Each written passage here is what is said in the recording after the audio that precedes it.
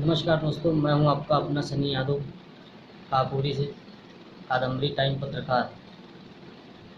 और सभी देशवासियों को मैं हाथ जोड़ के विनती करता हूं कि मेरे इस वीडियो को पूरा देखें और इसे समझें, मेरी भावनाओं को। आज आप लोग जिस तरीके से देख रहे हैं हमारे देश के हालात हैं, सब अपने अपने धर्म को लेकर के बड़ी प्रचारना कर रहे हैं।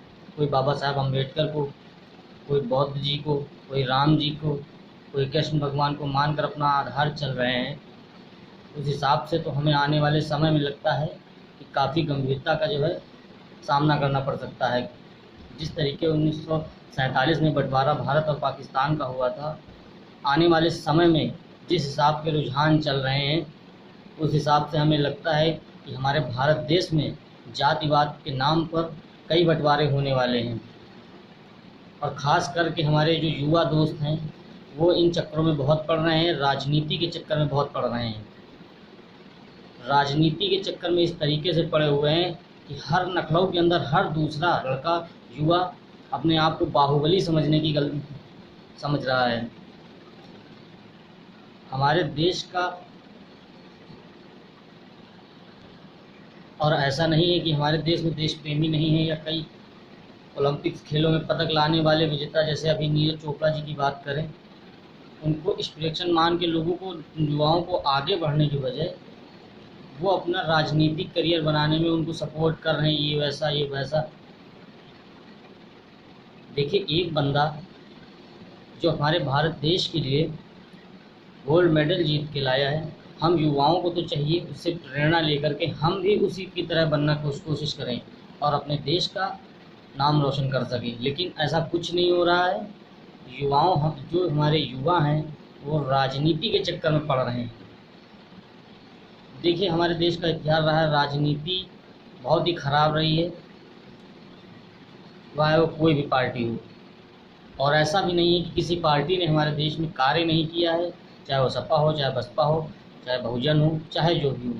और आजकल का दौर तो ये चल रहा है कि तमाम ऐसी पार्टियां बढ़ चुकी हैं जो जातिवाद के नाम पर वोट मांगने का कार्य कर रही हैं। कोई किसको आधार मान के चल रहा है, कोई किसको आधार मान के चल रहा है। देखिए, ये सब बकवास है, इसमें आप लोग ना बहलिए। और ख़ासकर अपने युवाओं से हाथ जोड़ के विनती है कि राजनीति के चक्कर में ना पड़िए। देखिए, धर्म के नाम पर आप लोग ना बहलिए, मेरी हाथ जोड़ के आपसे विनती है।